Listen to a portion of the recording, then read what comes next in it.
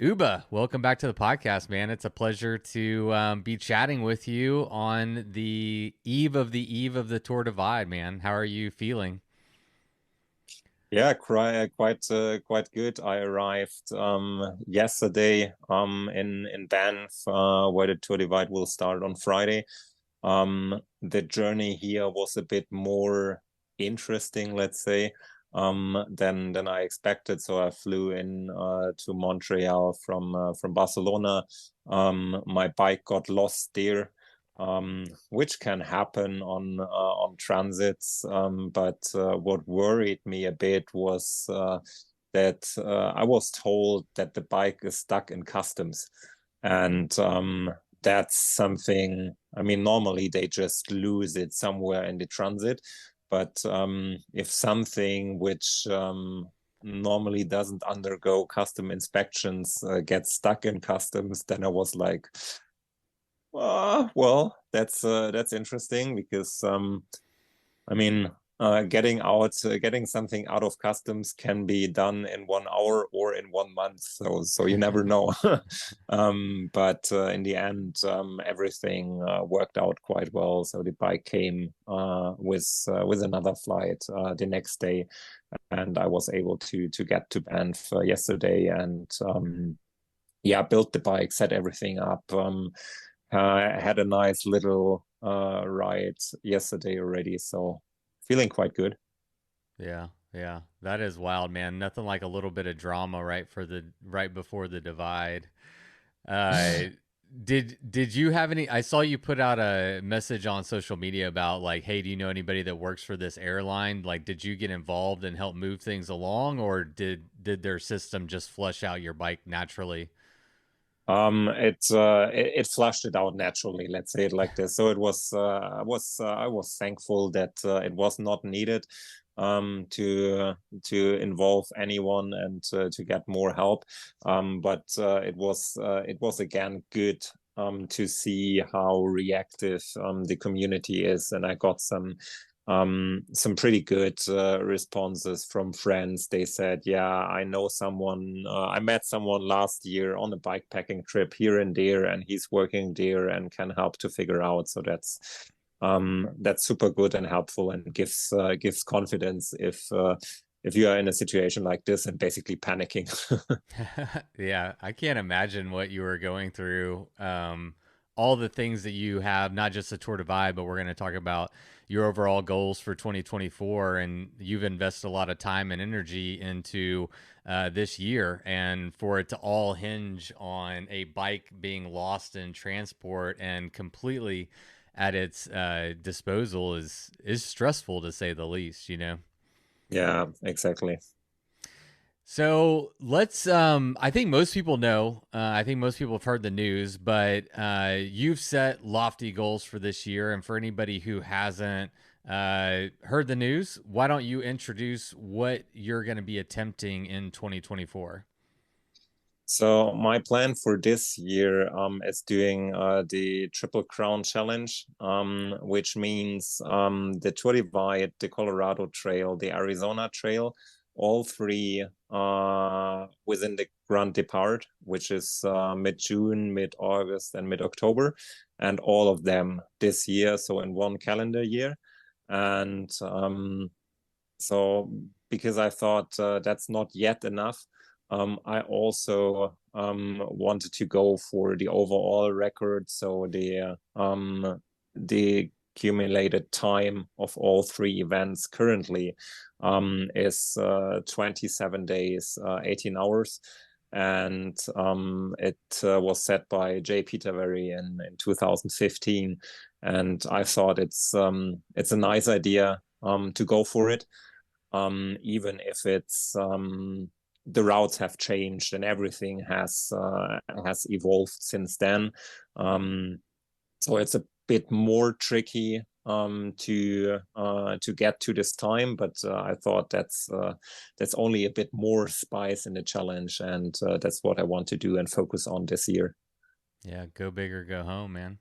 Yeah. And if you complete it, you will be the first international rider ever to have completed, or is it even attempted the Triple Crown before? Uh, is it like this? I actually I don't know. I haven't thought about it in this focus. I know that most people, I mean, only 19 people overall ever did did this Triple Crown challenge to do all the races in 1 year. Yeah. Um, so and yeah, most people I know are from the US. Just from a logistical point of view, it's definitely more easy. Um, but actually, I haven't looked at it from this point of view. If there was anyone before, not from the US, who completed it. Yeah. Well, I don't know 100% either, but I think you might be the first, and maybe the listeners can, if somebody has the atlas, what is it, the almanac of bikepacking history, they can slide into my DMs and let us know. But um, suffice it to say that it's a whole other level of challenges and logistics and finances as somebody who needs to fly in for each of these races, you know. So it's just a big commitment for anybody, but to have to manage life and your job and everything, and also find a way to train, and all the logistical components that come into the Triple Crown. I mean, it's a huge and a lofty goal. It makes me wonder how you've like patched all this together to be able to even. I think that's the reason we don't see many people from outside the U.S. attempting it, because it's logistically demanding. You know, outside of being physically demanding. Yeah. Yeah, that's true. My initial idea was to stay in the US between Tour Divide and Colorado, because it's only 6 weeks apart. But in the end, this didn't work out, so I have to go back to Europe, and then we'll come back end of July for Colorado Trail. I think one of my main assets to do this is that I run my own business. So it definitely gets me flexibility to do this kind of things. But it's not only, it has not only like the advantages. It also means that I'm now here in Banff, and while most of the riders that gather here have kind of a vacation prior the Tour Divide start, I have my notebook with me, and I had some meetings for business this morning. So the work gives me the flexibility to do it, but also the work has the demand that I work when I'm actually not racing. So I still need to work till Thursday, till the last day before the divide, and then I have like official 2 weeks of vacation when I don't take the notebook with me. So I will not have my computer on the Tour Divide, but I will ship it with UPS to the finish line. And when I arrive at the finish line, I more or less will immediately, or have immediately, continue to work. So Yeah. it has advantages, disadvantages, but I've chosen it, and it's I like the combination of both. Yeah. And I can attest to that because I was at the end of Tour Divide last year at the Hachita Bike Ranch, and true to form, you fired up your notebook almost immediately and were on business calls. I mean, you went from winning the Tour Divide to being on a couch in Hachita, just really, really focused and really getting after it. Not there wasn't any. I mean, yeah, you're a serious man, and it probably takes like a lot of dedication and discipline in different arenas to be able to accomplish what you do. I mean, you're trying to run a successful company while also being successful in ultra racing, which is just incredibly challenging. And I got an insight into seeing what that's like, picking you up off of the end of the Tour Divide. And then, after you get a little bit of sleep, you're immediately into work mode. Yeah, that's true. Yeah, it's impressive, man. It really is impressive, and I think it speaks to like you and kind of gives an insight into like um, some of the skill sets that you have as a human that allow you to excel in different arenas in life. And on today's episode, we might unpack some of that a little bit more. Um, but as a starting point, I wanted to get a your story from the Atlas Mountain Race before we dig into the Tour Divide and the Triple Crown and all this. I don't know if you've had a chance to tell this story publicly, but it was a really eventful race, to put it mildly. Um, and I wanted you to start at the point where, because I have not heard this story, where you were stuck in a guest house and had to climb out a window with your bike. I just read that. I read that on your blog, and I'm like, I got to hear that story. Yeah. Yeah, Atlas Mountain Race in February. It was super wild, and it started far before I climbed out of the window with the bike. So the race was actually postponed by 24 hours because of the heavy rain we had in the Atlas Mountains. It was not that the organizers were afraid of the rain itself and that riders could get wet, but the race passes in the first section, it passes like dry riverbeds. And with the amount of rain that came down, it was more in total in one day than the year. So it was a massive amount. And so those dry riverbeds got like massive rivers, and you don't have any chance to detour them. So the route was basically blocked, and it was not possible or too dangerous to cross them. So first we had a 24-hour delay. Then I had, prior to start, stomach issues, which resulted in, I was able to start, but let's say it like this. I visited a toilet the first day more often than normally I do it during a total 4-day race. um, and yeah, then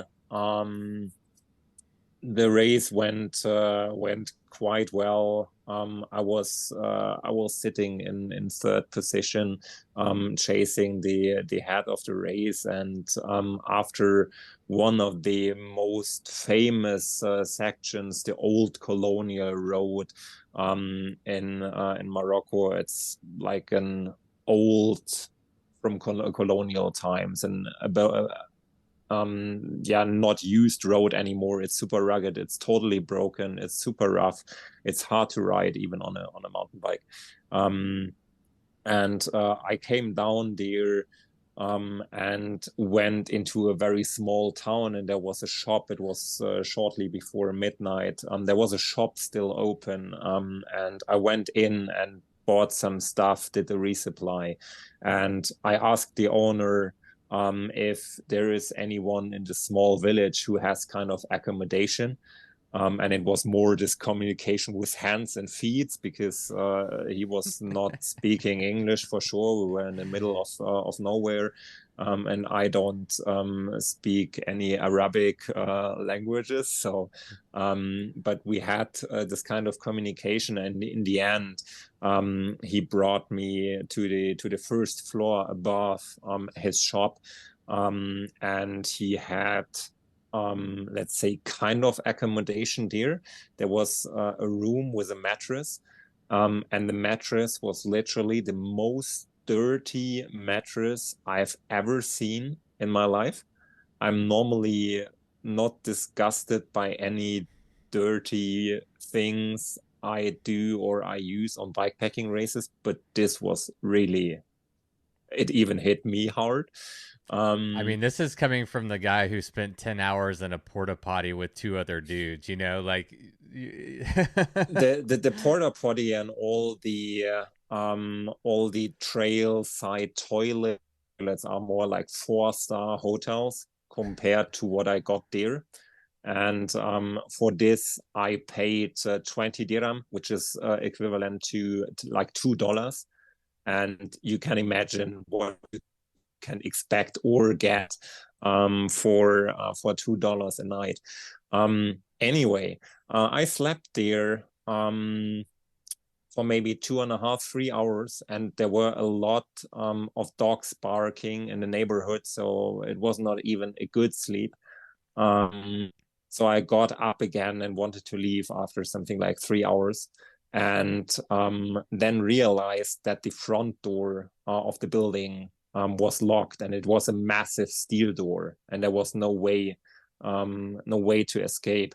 And well, I made some noise, but soon I realized that in the building, it's only this first floor where I was. And besides that, it was only storage and like rooms full of crap. And downstairs was the shop. So obviously the owner was not living in the building, but it was only his shop and this storage, or however you call it. So there was nobody besides me in the building tonight, in this night. And so I had to figure out a way how to escape, because it was impossible to open the door. It was like a massive steel door, no way to. And the first floor was something like 4 meters high.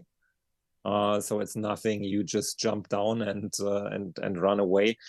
So first I was looking for any kind of ropes or something, didn't found anything.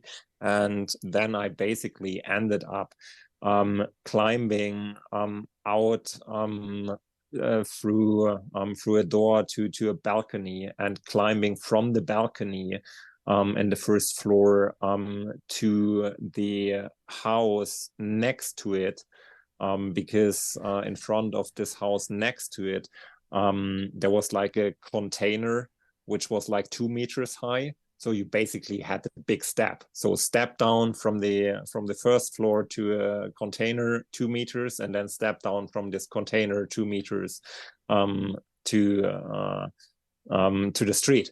And so I was climbing at the facade of the buildings, I don't know, maybe at 2 a.m. in the morning, somehow with a bike on my shoulder. It was pretty adventurous. And then I somehow got down my bike on this container, and then I climbed on the facade to this container, and then from this container down. So the overall thing, it didn't took me long. It took me maybe like 15, 20 minutes, I don't know. But still it was super adventurous, and but I was able to continue racing without losing additional time. And I mean, that's one of the most important skills you need in this kind of races.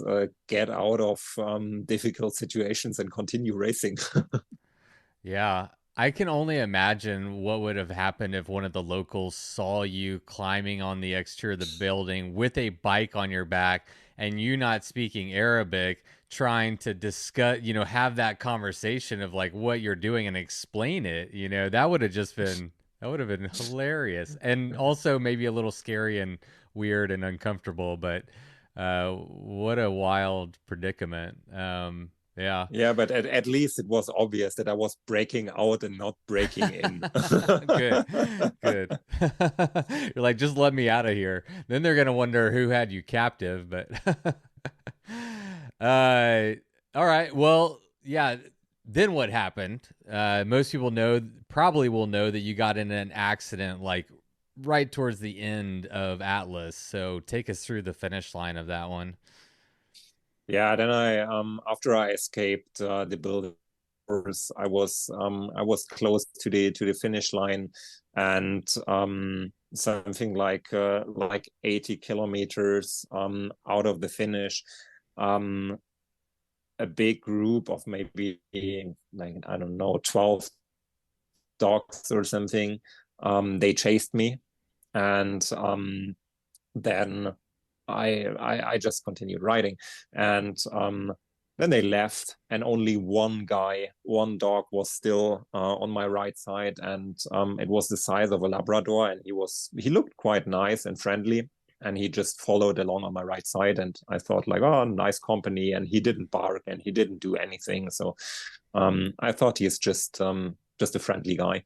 And at some point he speeded up and then just immediately turned left. So he ran straight into my front wheel, and I crashed. And I was not riding that fast, but still, it was fast enough. I hit the tarmac quite hard, and yeah, I collected myself and my bike and was sitting next to the road for a few minutes, and I had some pain in the chest. So after, I don't know, 20 minutes or something, I thought it's probably a broken rib. And I mean, 80 kilometers out of the finish, when you have already ridden 1,250, you don't stop. Well, I don't stop with a broken rib. I mean, you cannot do anything about a broken rib. It's painful, but it's, yeah. Other people finish Tour de France with collarbone, so I thought I could at least give it a try. And with all the adrenaline involved and everything, it was quite manageable to finish the race and to get to the finish line. And I finished the race second, and that was quite good even after the accident. Yeah, then had one or two more nice days in Morocco, flew home, unpacked my bike, did like normal life things like work and stuff. And on the weekend, I went to the hospital just to get an X-ray confirming that my rib is broken, and just to have like, yeah, it's a broken rib. And then things got a little bit crazy because obviously I had no rib broken, but I had a pneumothorax, which is a collapsed lung. So my right lung was the size of a fist, and it happens normally if you break ribs, they can pinch the lung, and then it collapses. This is one reason how it could happen, and the other reason is just from a super heavy impact. Then it just collapses, and because of the internal and external pressure, the lung is not able to expand anymore. And what they do in the hospital, they simply they plug you like you plug a tire. They just made a small cut into my chest, and they inserted a tube, and the tube gets the air out, and the lung immediately inflates again and goes back to normal size, and then you are connected to a kind of a vacuum pump for like 2 or 3 days, and not allowed to move too much. And well, I was making jokes about it because I was not running tubeless anymore, but they inserted a tube into my chest, so it was quite Yeah. funny. But well, it was funny and serious at the same point. But well, everything recovery went quite well. I had to take it easy for a couple of weeks, but then I was able to return to training and everything like normal. Yeah.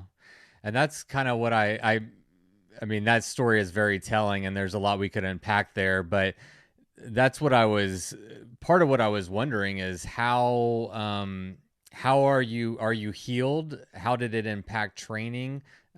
For you, obviously, all eyes have been kind of pointing towards the Tour Divide and the Triple Crown. So, has this impeded your training in any way, or your health and fitness in any way? Or are you back 100%? I would even say it was maybe a good interruption because I got the break that was planned.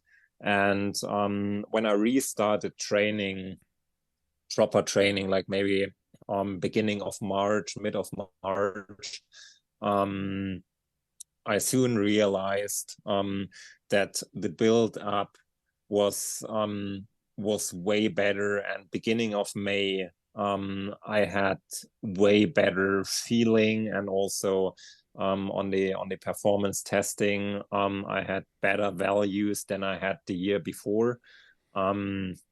So I think it was maybe kind of benefit break forced in spring after Atlas. And well, the build up went pretty well, and now I would say I'm back to 110% even. Oh shit! Watch out. That's amazing. Well, good. I am glad to hear that you're healthy, and I mean that was pretty scary, and could have gone a different direction. So I'm glad you're well, and you're back to even better than before. So that's really good. Let's you talked about training. Let's get into your training for the Tour Divide.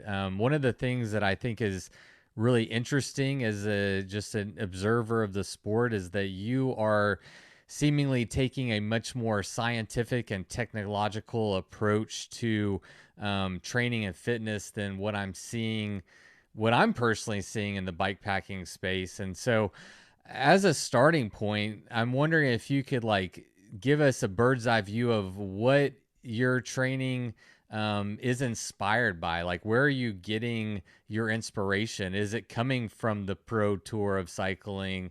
And who's constructing all your training plans? Like, just give us a kind of an idea of your approach to that. Well, my approach is mainly inspired by the fact that I love numbers, data, details. I mean, it's somehow connected to my job, that I do a lot with numbers and performance measurements, and try to measure things in business wherever you can. And like find conclusions from data, and find measures that you can take then, and stuff like this. And I just really like it. And that's why I apply a similar approach to all the work that I do on the bike and on training and stuff.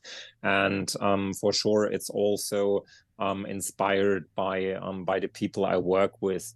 So my coach, John Wakefield, he is working on the team Bora Hansgrohe in the World Tour.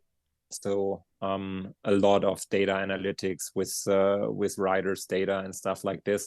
So it's a combination of my own interest that I have, and it's a combination of what John and his team brings in, and how they prescribe my training, and how we work through the year and develop the performance and everything. So this is super fun to me, and I have from the business side, I have also some projects with the MIT in Boston, and so there comes in a bit more scientific background and stuff like this, and all together connected. For me, it's just big fun, and that's the main reason why I do it like this.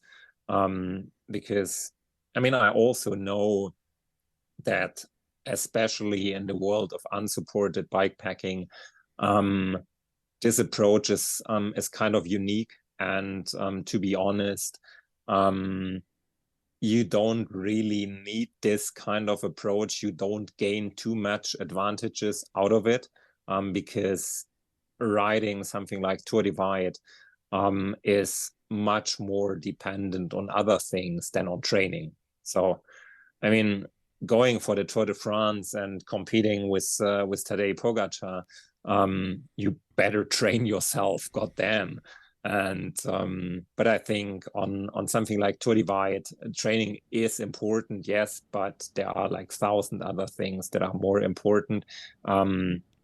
So I think most people simply don't invest all the time and all the stuff, at least not to this level of or to this approach of training.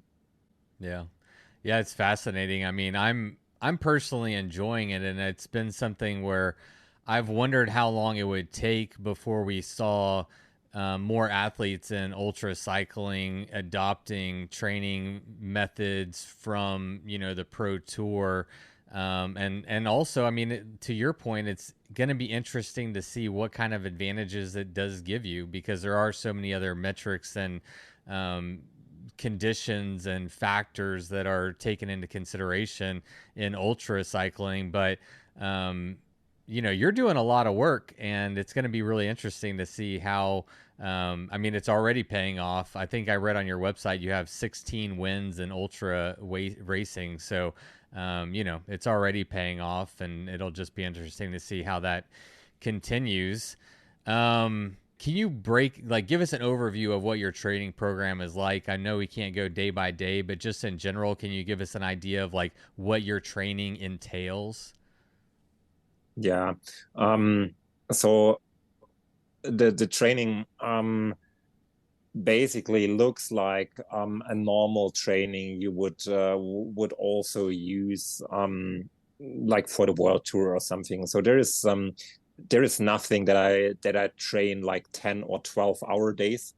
My average training per day is maybe 3 hours or something.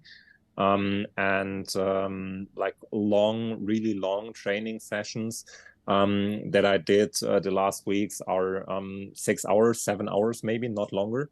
So it's not extensively that I train, I don't know, 5 days a week, 10 hours per day. It's a total opposite. So average is maybe 3 hours, and then I do mostly intervals at threshold, for example, to improve my fat max threshold, so to improve where I can use fat or to get the energy for the muscles. That's the thing you optimize in this kind of racing the most. And for my mountain biking, specifically also a lot of strength training on the bike with low cadence and high torque, or in the gym as well. So that's the most important things. But for example, I don't train sprinting. I don't need it that often. Yeah. It, I yeah, I am waiting for another sprint finish at the end of the Tour Divide, though. I think that would make for a great story and just great dot watching. But in general, you really don't need to train your sprinting for sure. There's a couple things that I saw on Instagram that really stood out to me. There's one picture in particular that I love that you look like Bane with the mask on, and you're hooked up to 57 different machines. I'm exaggerating for dramatic effect here, people, but this is the lactate accumulation assessment.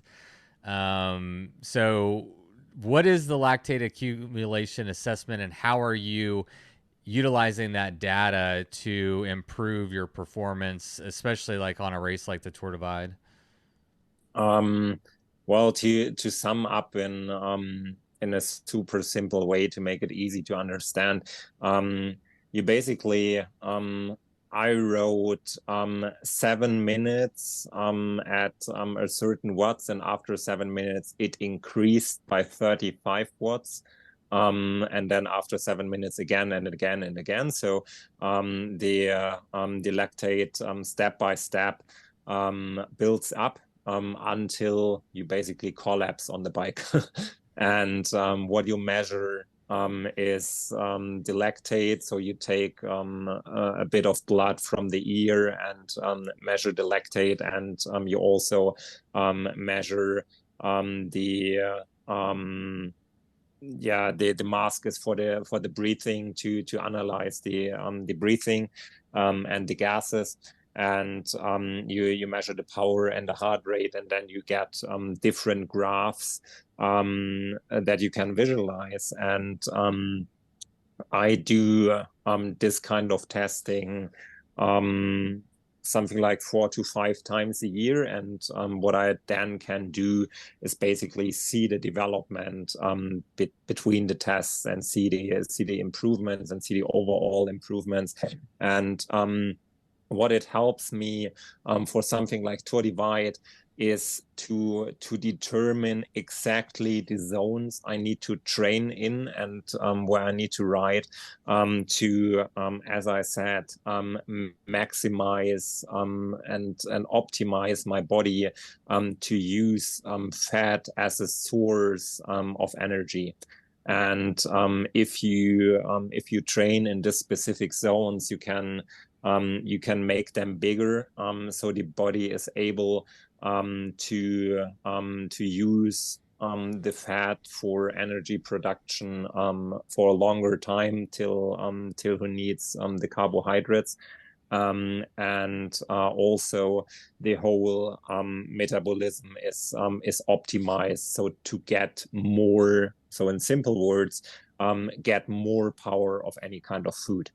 And that's for sure for something like Tour Divide, where resupply is limited, and you cannot use sports nutrition, because I mean, you would need a fucking trailer to carry all the bars and gels for 14 days, and I'm sure your stomach wouldn't like it.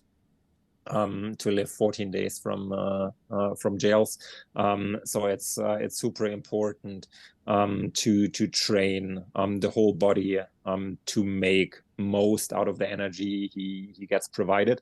And then also super important during Tour Divide, at least for the first days, to ride in the exact zone, and not spend too much time in the red zone, to just to know what your body and your muscles are capable of, because it's a long ride. And you need to focus on making the best out of the performance you have available. Is this test and training that you did something that you also did leading up to 2023 Tour Divide, or is this something new that you've? Yeah. No, I do it. I do it since a couple of years, and that's also the benefit, that I can compare the years, and that's what I said at the beginning. I would even say that I'm in a way better shape than I was last year. Why is that? Is your training just adapting and getting better as well? Are you getting physically? I mean, you're physically developing. Like, what is contributing there? It's a whole ecosystem of different. You cannot find the one and only reason, but you have like different puzzle pieces that add up to it. For example, within the last half a year, I changed my day-to-day sleeping. I focus much more on going to bed at more or less the same time. Yeah, and get the same amount of sleep every night, which is beneficial for recovery. And on recovery in the last month, and it has positive impact on the overall performance development as well. And we also adapted the training schedule a bit. We changed it a bit from last year, and tried something new, and obviously it's working good. So there is not the one thing you can do, but it's a big puzzle, and it's also a bit trial and error, because it's a super individual thing, and you have to simply try your personal way.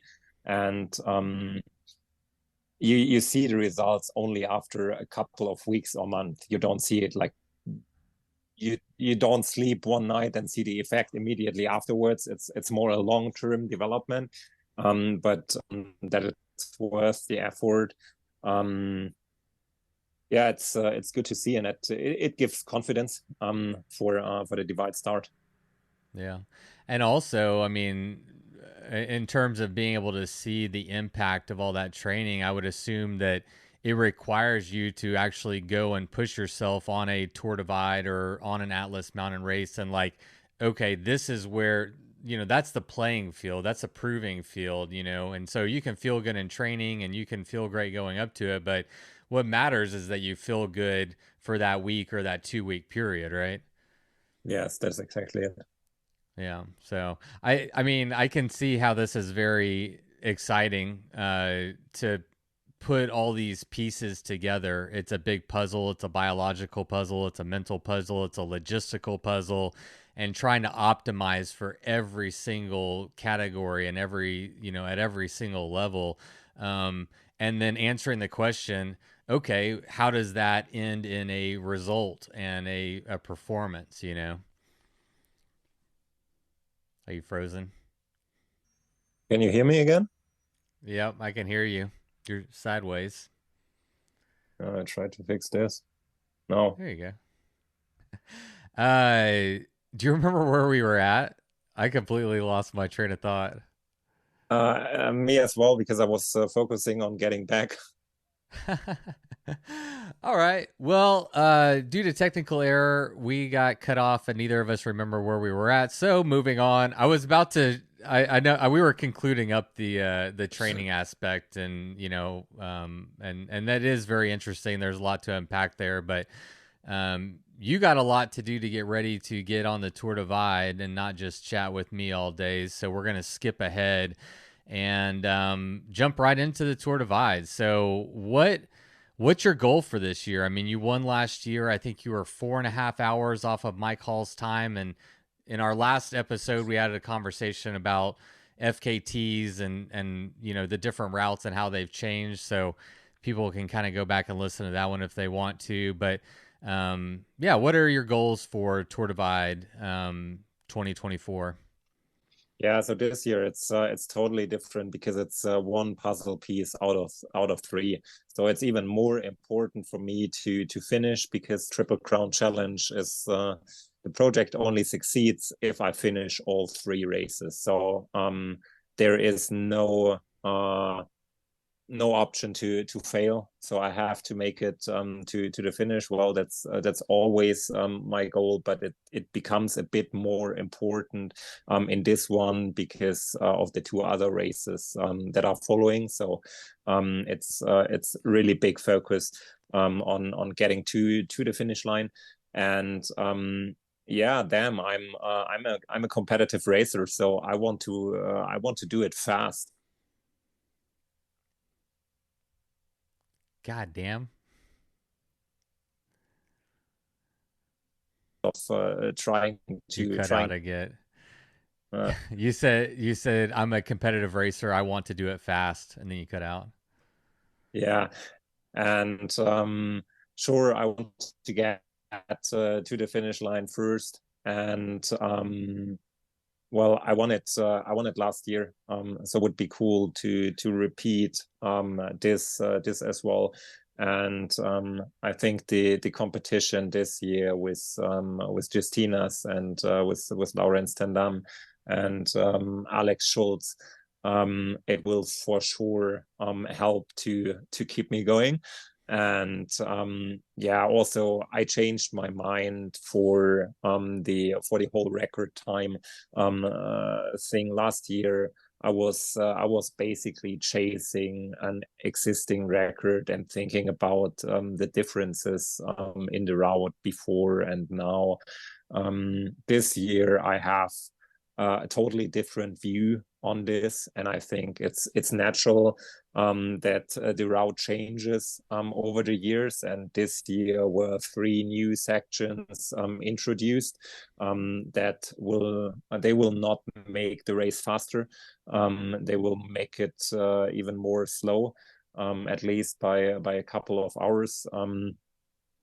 So I don't really aim to compare anymore to what Mike Hall did back in 2016. I simply think it's possible to set something new and just let Mike's record be the legacy and let it be for eternity on the route he used. And my goal is simply put out a new best time for the new route. And to keep it simple, just let it be faster than the 13 days and 22 hours on the old route. So then it's simple. It's just faster no matter the route. Yeah, yeah, I like that, and it's a beautiful way to honor Mike Hall. So for you, when you're thinking about goals, this is what I was curious about. You have a layered goal with Tour Divide between wanting to go fast and also wanting to complete it so you can also complete the Triple Crown. Which goal takes precedence? The finishing it. Yeah. So to be super honest, when everything goes wrong and I have like a major technical incident or whatever, I don't know.